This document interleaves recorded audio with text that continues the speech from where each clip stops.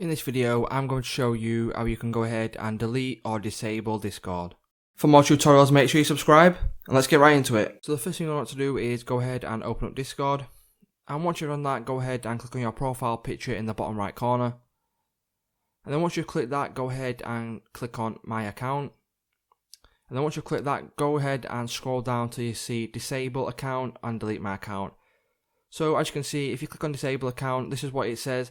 Are you sure that you want to disable your account? This will immediately log you out and make your account inaccessible to anyone, which means people won't be able to find you on Discord, but you will be able to recover your account at a later date.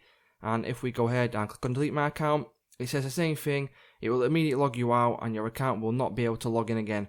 So what this means is once you've deleted your account, it will be permanently deleted from the Discord database and you will not be able to recover it in any way, shape or form.